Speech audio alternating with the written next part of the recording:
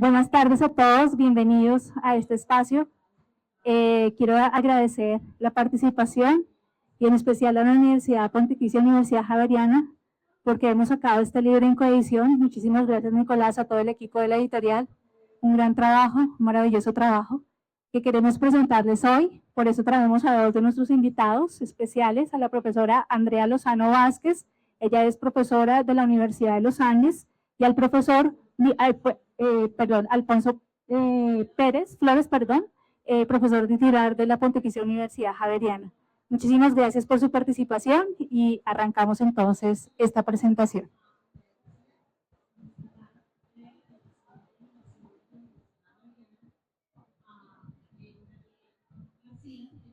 Bueno, buenas tardes. Muchas gracias por su presencia en esta tarde en la presentación del libro de la profesora Catherine Zucker, Los filósofos de Platón, la coherencia de los diálogos, cuyo original es del 2009. Se trata de una publicación conjunta de la Pontificia Universidad Javeriana y de la Universidad de los Andes, que apareció, según lo dice la ficha, gracias, en el mes de octubre del año 2025. En traducción al español de Aida Lucía Quecán y revisión de la traducción de María Lucía Jaramillo. Digo unas pocas palabras acerca de la profesora Catherine Zucker, la autora de esta obra. La profesora emérita Catherine Zucker ha sido catedrática Nancy Reeves de Ciencias Políticas en la Universidad de Notre Dame y actualmente es profesora visitante en la Escuela de Pensamiento Cívico y Económico y Liderazgo de la Universidad de Arizona. Obtuvo su licenciatura en la Universidad de Cornell y tanto su máster como su doctorado son de la Universidad de Chicago. La profesora Zucker ha escrito extensamente sobre filosofía política, y literatura. Sus libros Natural Right in the American Imagination, Political Philosophy in Novel Form y Previous Philosophers, The Coherence of the Dialogues, recibieron reconocimiento de la Asociación Americana de Editores y fueron distinguidos respectivamente con el Premio a la Publicación Profesional y Académica y el Premio Hawkins. Fue editora de la revista Reviewer Politics entre 2004 y 2008 y ha recibido varias becas del Fondo Nacional para las Humanidades, así como de las fundaciones Bradley y Earhart. Buenas tardes. Nos hemos reunido para celebrar la publicación del libro de la profesora Catherine Zucker, Los filósofos de Platón, la coherencia de los diálogos, en su traducción al español. La propia autora señala en la sección de agradecimientos de su magna obra de casi 900 páginas que ya nadie se demora 12 años en escribir un libro. Ella sí, por lo que manifiesta su agradecimiento a numerosas personas e instituciones. Algo similar puede decirse de esta versión al español del libro de Zucker. La traducción y publicación de un libro no se demora 7 años, pero en este caso sí, por razones que van a exponerse en lo que sí. Por supuesto, digámoslo desde el principio, las dos universidades mencionadas, la Javeriana y los Andes, merecen nuestros mayores agradecimientos por el compromiso institucional y el esfuerzo personal que ha implicado la publicación de una obra de esta magnitud. No podemos dejar de mencionar en este respecto a los editores generales Nicolás Morales Tomás, de la editorial Pontificia Universidad Javeriana, y Juan Camilo González Galvis, de Ediciones Uniandes, y a todos los colaboradores de sus equipos por haber traído a buen puerto una larga y ardua navegación. En esta ocasión recordamos con agradecimiento personal y reconocimiento profesional al anterior editor de Uniandes, el profesor, escritor y poeta Julio Paredes, que ya no nos acompaña, pero cuyas notables dotes personales y editoriales fueron decisivas para que este proyecto tomara forma y se pusiera en marcha. Recordemos a Julio con un aplauso, por favor.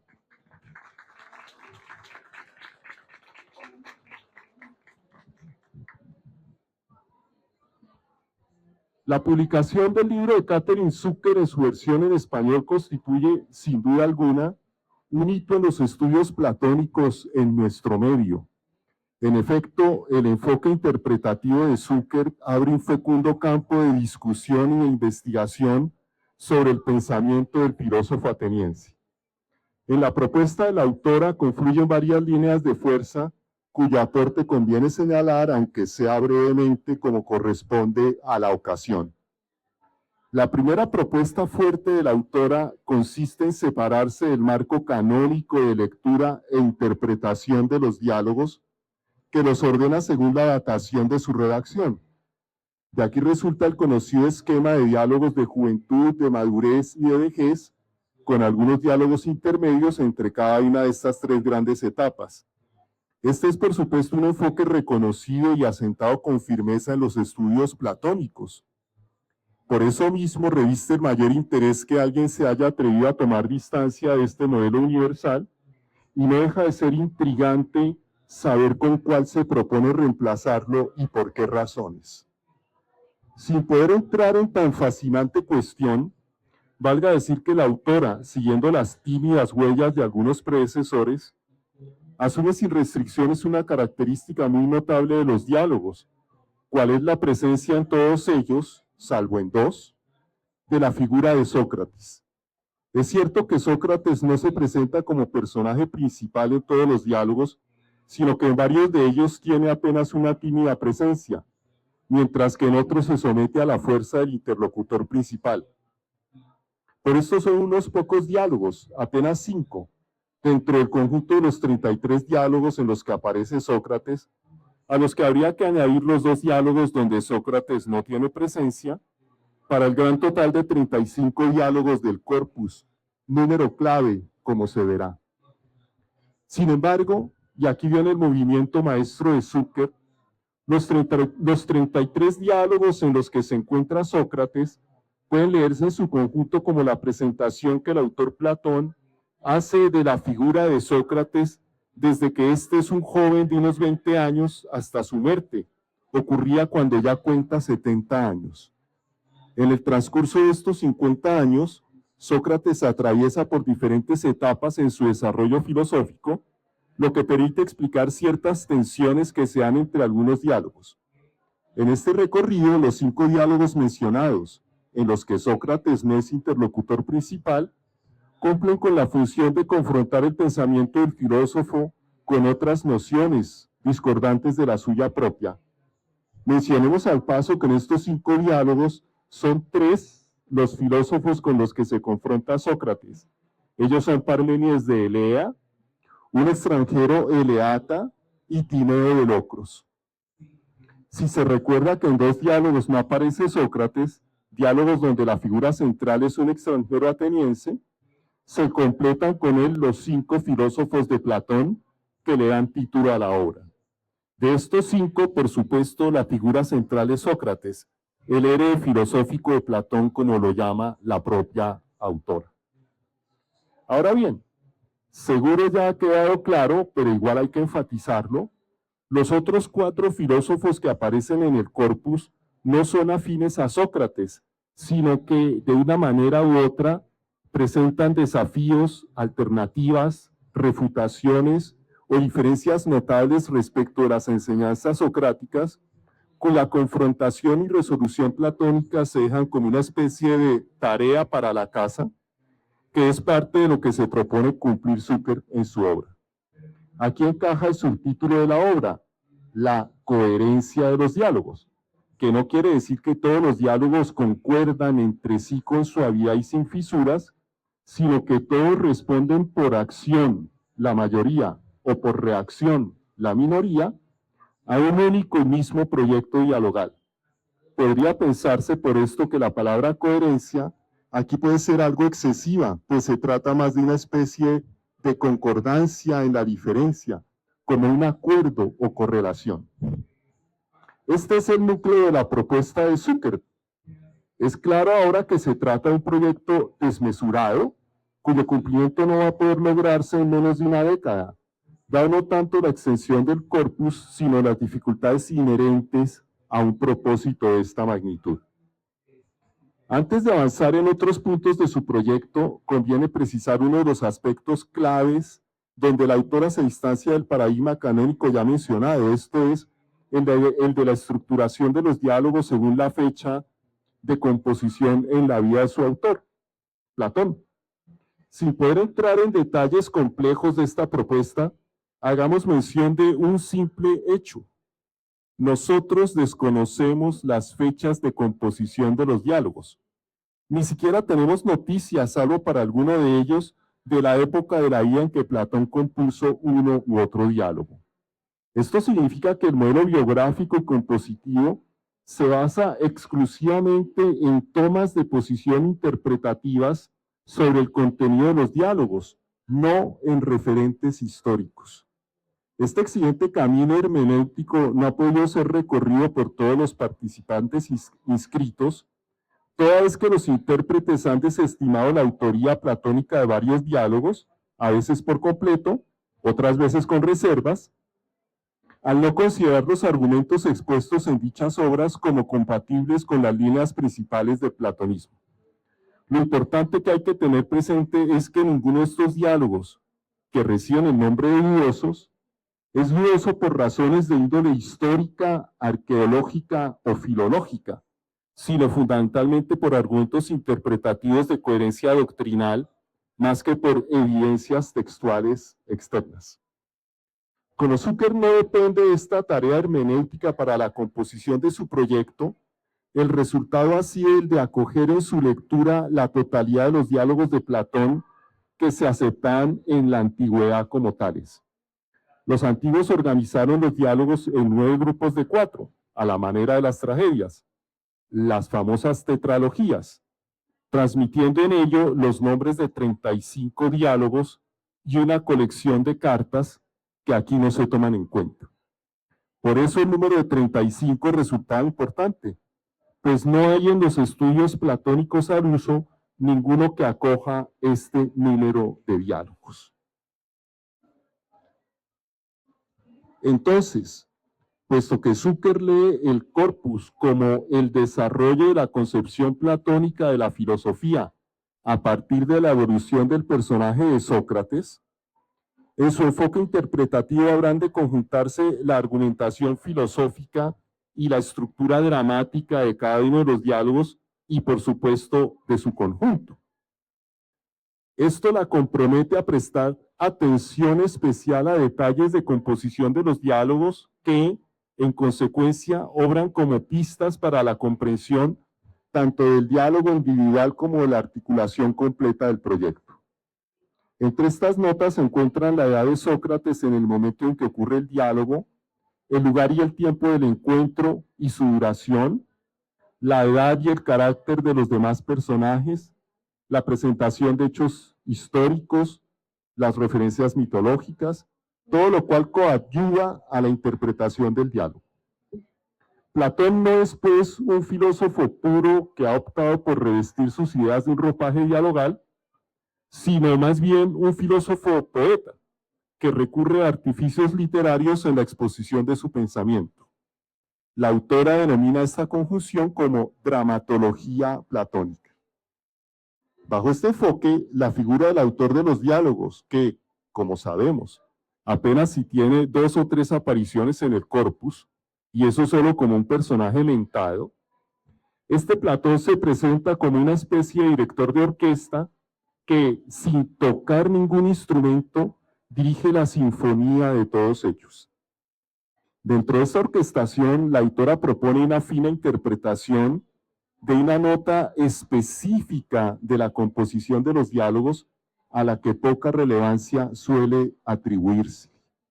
Se trata del hecho de que algunos diálogos se presentan en estilo directo, como una acción que se desarrolla ante los ojos de los lectores, esto es en tiempo presente, mientras que otros se ofrecen como una especie de relato de un encuentro dialogal que ocurrió en un tiempo pasado, En este último caso, el lapso narrativo entre el encuentro actual y el diálogo que se narra puede ser de unas pocas horas, un día, unos meses, unos años, una década y aún 50 años. Asimismo, el narrador de este diálogo que ocurrió en el pasado puede ser o el propio Sócrates o alguien diferente, pero que habla de Sócrates. En esta última circunstancia, alguien hablará de Sócrates en el pasado, así Sócrates sea el interlocutor principal de ese diálogo narrado, lo cual no siempre es el caso.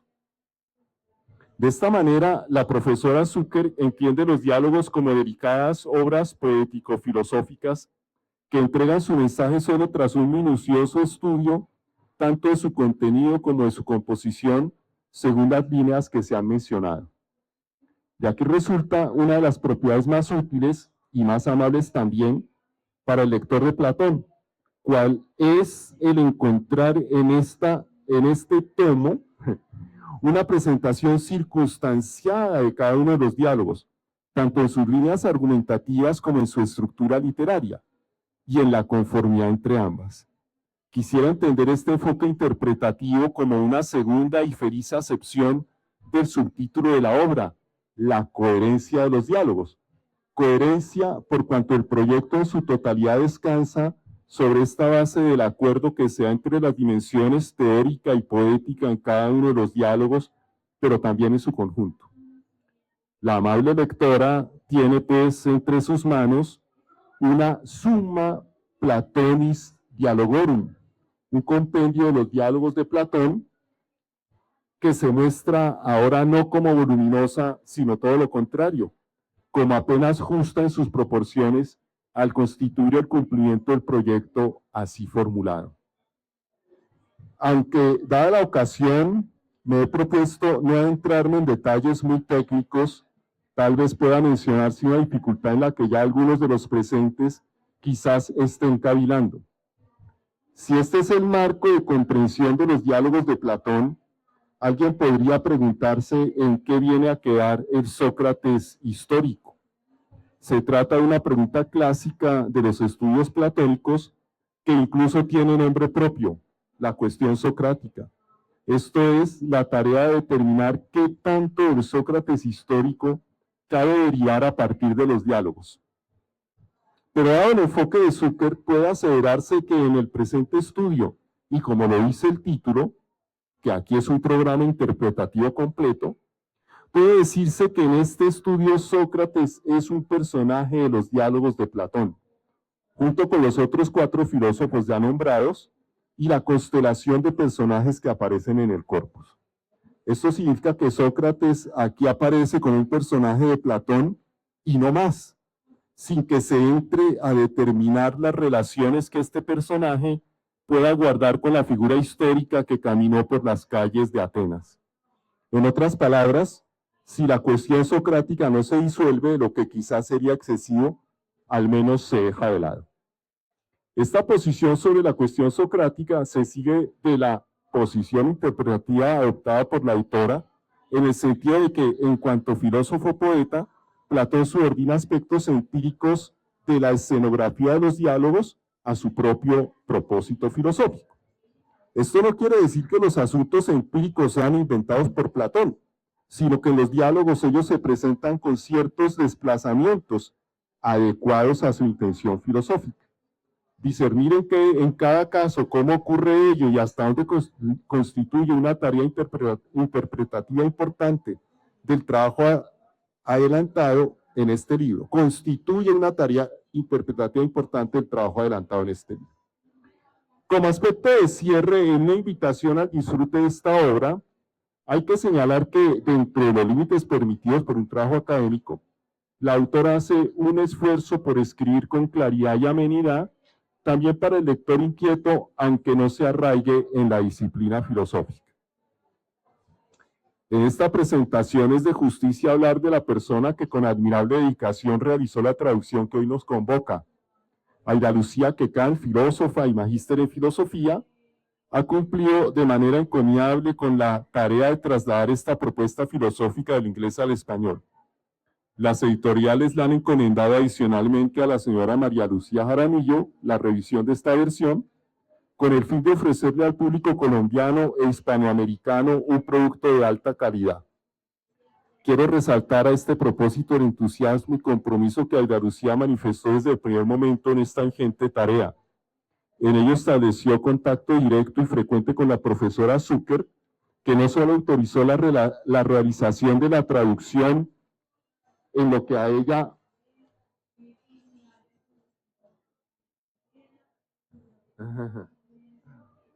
a ella se refiere, sino que cumplió con las gestiones pertinentes para que la editorial de la Universidad de Chicago concediera también los derechos que le correspondían, e incluso logró obtener unos ciertos fondos del Franco Family Institute de la Universidad de Notre Dame para apoyar la realización de la traducción. En Bogotá, Aida Lucía trabajó activamente con los editores universitarios para que acogieran la obra en sus colecciones, primero con Nicolás Morales en la Javeriana, y luego por iniciativa de Nicolás se estableció contacto con en los Andes, con Julio Paredes, no solo editor, sino él mismo también traductor, lo que contribuyó al buen desarrollo del proyecto. Por supuesto, en Uniandes, Juan Camilo González recogió las banderas de Julio y prestó una contribución invaluable a su efectivo despliegue. Como se ve, Aida Lucía, a quien compromisos inaplazables no le han permitido que nos acompañe en esta presentación, obró no solo como traductora de una obra inmensa, sino también como gestora y productora, por así decirlo, del libro que hoy ve la luz. Desde este lugar le enviamos nuestro agradecimiento y reconocimiento por la labor que impulsó, que constituye un excelente aporte a los estudios platónicos en nuestra región. Muchas gracias.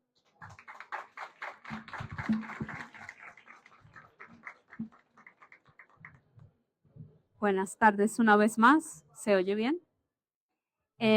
Gracias, profesor.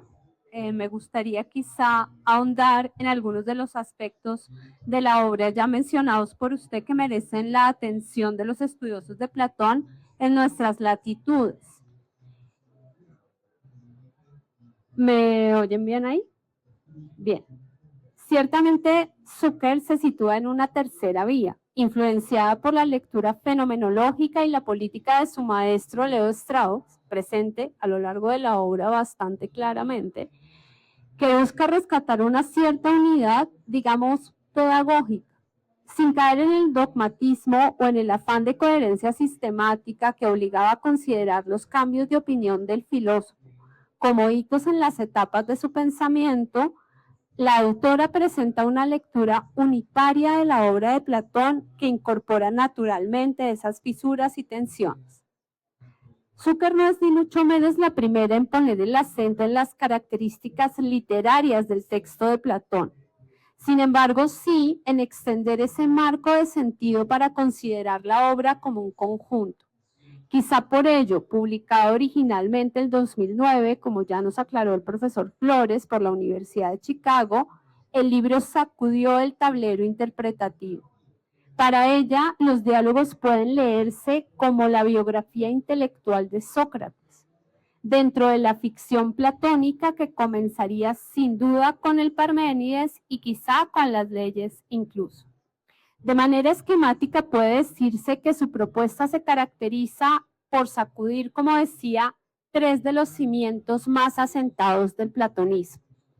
La teoría de las ideas como núcleo sustantivo principal, a veces exclusivo de su posición, la evolución del pensamiento platónico como eje organizador de los diálogos y la formulación de los llamados diálogos medios como el clímax de dicho pensamiento. O dicho de otra manera, la tesis interpretativa de Zucker reside en mostrar cómo el orden dramático revela una coherencia que el orden cronológico ensombrece y hace posible resolver algunas de las sinsalidas más señaladas en la crítica. Un par de ejemplos, el lugar y la consistencia de la teoría cratiliana de los nombres, por ejemplo, la autenticidad y el lugar del meneceno, por poner solo dos ejemplos. Devela además el lugar que otros pensadores igualmente ficcionales y por ello los filósofos en plural de título tuvieron en la exposición del pensamiento de Platón. La resistencia crítica de las que fue objeto Zucker Fue esperable de parte de los seguidores de lecturas que, como la de Blastos, están basadas en la distinción entre el Sócrates histórico y el Platón maduro. En este círculo, por ejemplo, dado que la propuesta de Zucker invalida gran parte de esas distinciones, fue tildada de demasiado literaria o especulativa por los sectores, digamos, más lógicos.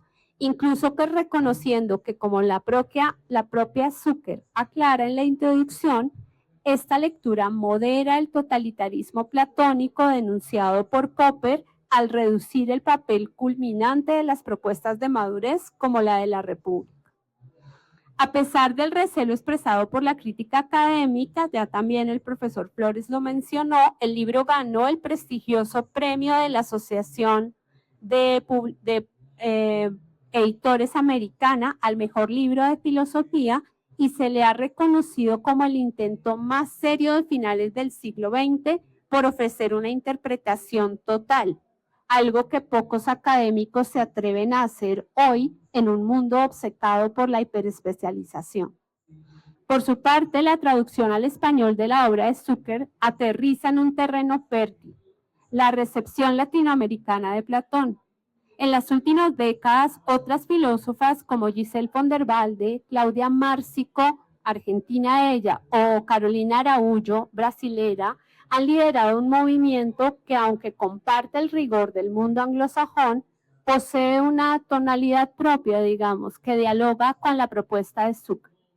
La profesora von der Walde, por ejemplo, aborda la histórica tensión entre filosofía y poesía en Platón, no como una exclusión dogmática o un rechazo meramente estético, sino como una disputa ética y pedagógica sobre quién posee la autoridad para dar forma al alma humana. En su lectura, la poesía no desaparece del horizonte platónico, sino que se transforma en una herramienta dialógica, donde el mito y la metáfora sirven para señalar aquello que el logos discursivo no alcanza a capturar por sí solo.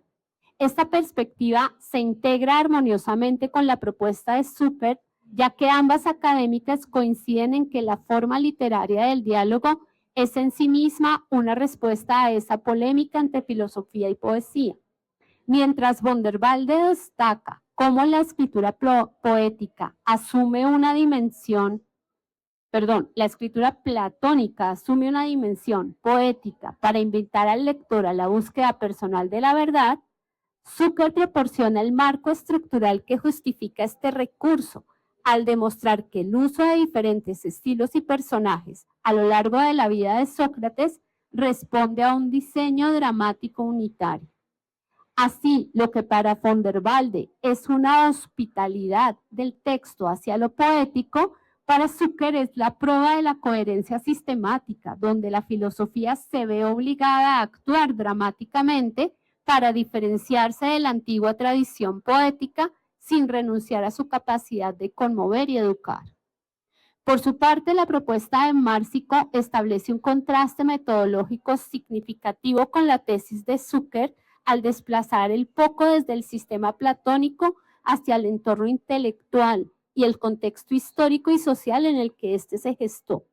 Mientras que Zucker se conserva en el orden dramático para rastrear una evolución unitaria, como decíamos, Márcico, especialmente en obras como su monumental edición Los filósofos socráticos o en sus estudios sobre las zonas de penumbra del socratismo, propone una zonificación basada en la disputa con los discursos de los competidores de las escuelas megárica, cínica y cirenaica. Para la investigadora argentina, el diálogo platónico no es solo una biografía intelectual de Sócrates, sino un campo de batalla polifónico, donde Platón debe posicionarse frente a otros herederos del socratismo que ofrecían interpretaciones alternativas y radicalmente distintas. De este modo, la complementariedad crítica entre ambas autoras reside en que mientras Zucker ofrece una arquitectura para entender la maduración del personaje socrático y la presencia de otros pensadores en la obra de Platón, el marco de análisis de Márcico permite comprender que dicha evolución no fue un monólogo interior, sino una respuesta estratégica a la presión intelectual de sus pares contemporáneos. Esta lectura plural de los socratismos, presente en sus artículos sobre la construcción de la identidad filosófica en el siglo IV, desafía cualquier intento de ver a Platón como una figura aislada, sugiriendo que la coherencia que Zucker encuentra es, en realidad, el resultado de un diálogo externo y a menudo polémico con la vitalidad y riqueza de la escena filosófica de su tiempo. En este sentido, para el lector latinoamericano, el libro de Zucker no será solo una aproximación accesible y sistemática, sino también sopesada y rigurosa, además de un marco esperable y útil para articular las lecturas sensibles a la forma dramática y polifónica que especialistas como von der Walde y Araújo ya venían sembrando en la región. Los invito pues a leer el volumen. Gracias.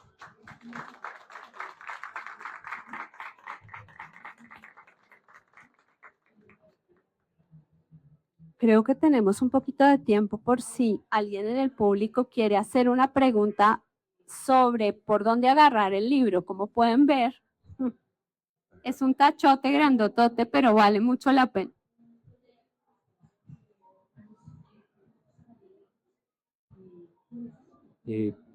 Buenas tardes. Primero, muchas gracias, maestra Lozano y maestro Flores, por la explicación. Mi pregunta tiene que ver con el aspecto histórico de tanto Platón como Sócrates. Ya los dos maestros mencionaron que la idea del libro es alejarse un poco, si entendí bien, de esta concepción histórica y entender la coherencia de los diálogos desde otra lógica.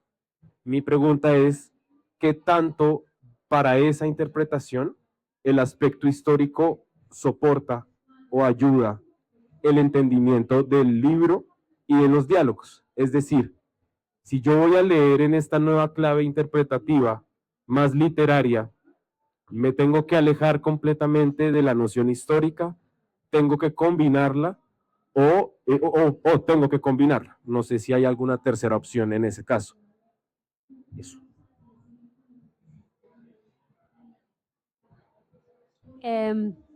Gracias. Yo, al menos quizá yo, no me supe explicar. No hay que, dentro de la interpretación de Zuckerberg, contrariamente, lo que no hay es que alejarse del contexto histórico y de la cronología de la historia. Nosotros normalmente leemos los diálogos de Platón pensando en la evolución del pensamiento de Platón. Y cuando hablamos de la juventud, la madurez y la vejez, hablamos de la de Platón y no de la de Sócrates. Lo que Zuckerberg hace es organizar los diálogos pensando en la vida del Sócrates histórico y poniendo esos diálogos en el orden cronológico. Por ello, por ejemplo, decía al principio que ella sitúa las leyes como el primer diálogo. Normalmente nosotros lo leemos como el último, ¿sí? Tal vez ahí hay un par de disputas, la carta séptima seguramente es lo que consideramos más tardío, y ella en cambio ubica ese diálogo como un diálogo presocrático en sentido literal. Todavía no está la figura del Sócrates filósofo por allí posible. Hace un momento con uno de mis colegas conversaba que la postura esencial, y por eso mencionaba quizá Leo Strauss, de Zuckerberg, es que Platón es un filósofo político y que su respuesta es a su situación política contemporánea. De suerte que por eso ella encuentra coherente leer como una respuesta a los acontecimientos de cada momento de esos diálogos. Hay un par de diálogos en los que eso es difícil de establecer, pero en general siempre hay una referencia clara de una situación, digamos, coyuntural a la que responde el diálogo construido. Sí, yo podría agregar, pues, simplemente insistir en algo que está recogido en la presentación. Platón no se presenta como historiador, pero no se inventa acontecimientos históricos. No es completamente fiel en todos los aspectos históricos que menciona, pero detrás de cada uno de los personajes de Platón hay un personaje efectivo que nosotros sabemos que existió en Atenas, etcétera, y de las situaciones.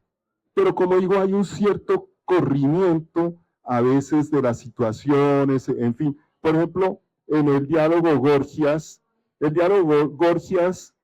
el diálogo Gorgias aparecen personajes que nunca hubieran podido aparecer juntos por cuestiones cronológicas. Pero Platón los pone juntos porque es una obra poética, filosófica, y ese desplazamiento le sirve a él para un propósito filosófico. Entonces, sí, yo tengo la idea de que Platón opera así, no solo con la historia, sino también con la poesía. Entonces, trae a los poetas, pero los utiliza, por así decirlo, para sus propósitos filosóficos, pero no es que se invente, no es que se los esté inventando. Entonces, el propósito filosófico prima sobre un material empírico, si queremos decirlo, que está ahí, diría yo eso.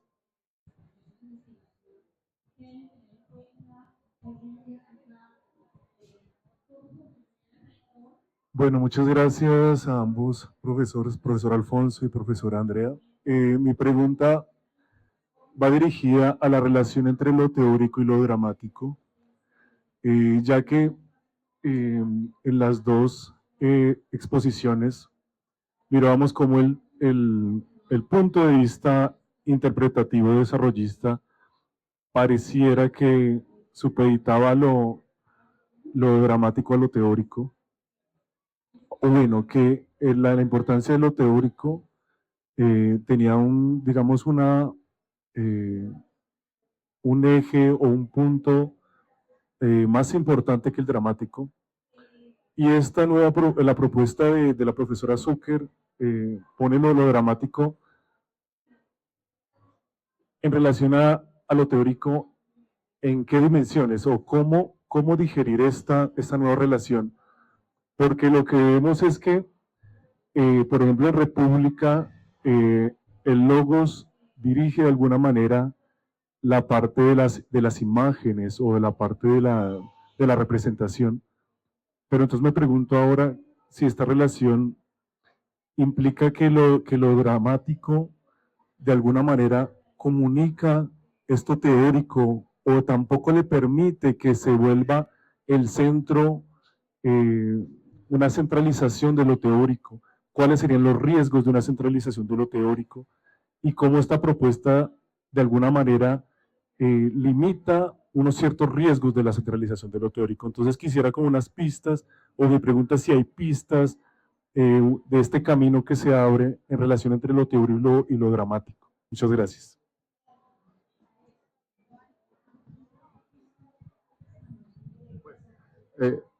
No, la relación en Platón entre los dos aspectos, lo teórico y lo dramático, es una relación muy antigua que se ha constatado desde hace mucho tiempo y se trabaja de diversas maneras, ¿no?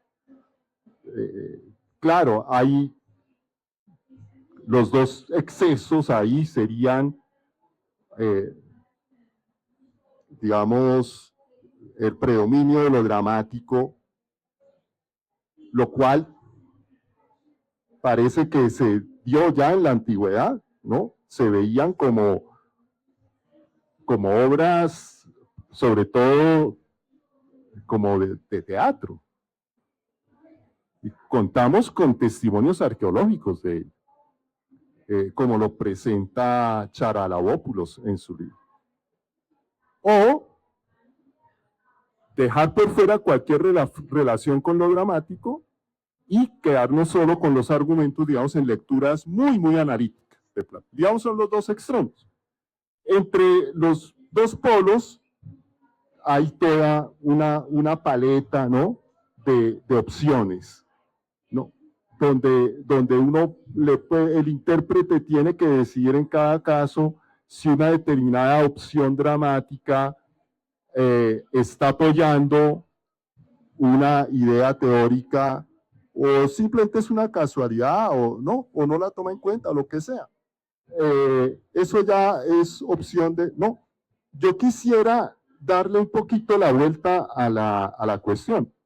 A mí me parece, o quisiera en realidad, que entender que esta dramatología, en las palabras de la profesora Catherine Zucker, esta dramatología platónica significa que la filosofía tiene que cumplirse en la vida propia.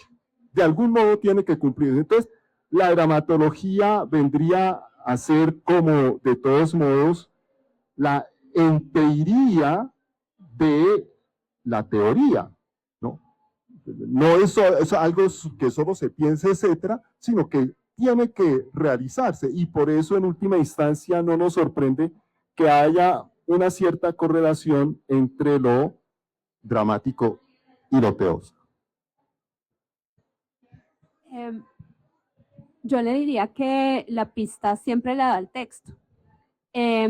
Usted pone el ejemplo de uno de esos diálogos que no están dramatizados. Si recuerda, la República es toda una conversación recordada, está todo en estilo indirecto. Y eso es así porque allí hay un acento en la teoría. El propio texto me está diciendo que lo que es más importante son los conceptos y, como usted decía, las imágenes poéticas están ahí al servicio de la comprensión y la exposición de algunos conceptos. Pero no todos los diálogos de Platón son así.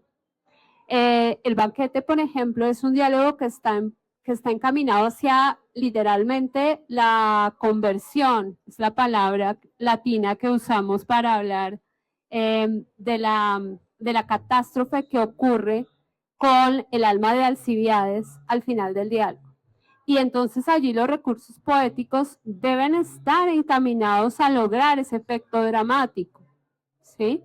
Algo semejante ocurre en el Fedro, y semejante a las leyes va a ocurrir, por ejemplo, la República va a ocurrir en las leyes y en esos otros diálogos en los que estamos discutiendo, por ejemplo, dentro del círculo esotérico de los ya iniciados determinadas cosas. Me parece que distinguir una cosa u otra es imposible si realmente hacemos el ejercicio que Platón nos propone. De la misma suerte que ocurre con otros filósofos, solo que nosotros imaginamos que estos filósofos están prescindiendo de la herramienta del lenguaje, pero eso pues realmente no es así, ¿no? Creo que en el caso de Platón, el uso de tantos dispositivos literarios míticos, por ejemplo, en algunos de los diálogos, hace que seamos aún más conscientes de esa propiedad que, insisto, es característica de cualquier discurso. Por eso, la crítica de decir que su lectura es demasiado literaria, que hacen a la profesora, pues resulta un poco inadecuada. Quizá lo que podemos decir es que, en afán de ser unitaria, ella borra algunos de los problemas teóricos que tiene Platón mismo, y que siempre las lecturas, digamos, unificadoras, pues tienen el riesgo de borrar distinciones y sutilezas, ¿sí? Creo que más bien eso es lo que están queriendo decir algunos de esos críticos, y entonces se usa ahí la palabra literaria la palabra literaria, sí, el adjetivo, de manera irresponsable, me parece.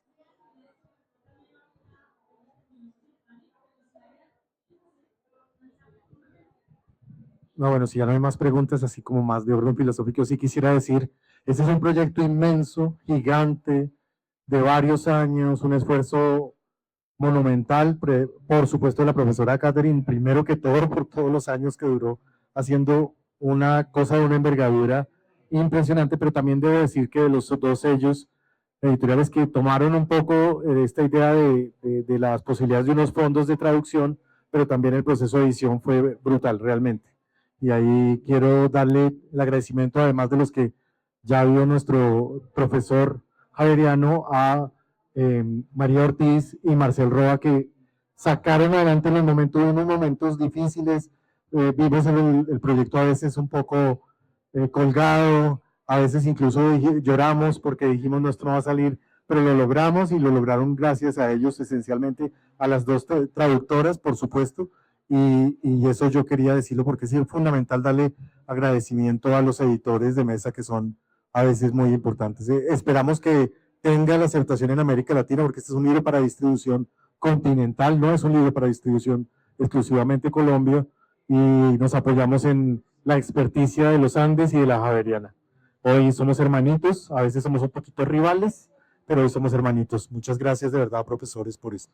Nicolás, sí, Nicolás, eso último que tú acabas de decir a mí me parece muy importante. Me acabo de encontrar con el profesor Gonzalo Serrano y le comenté y me dijo, excelente que las universidades ¿no? se unan, unifiquen esfuerzos, etcétera, ¿no?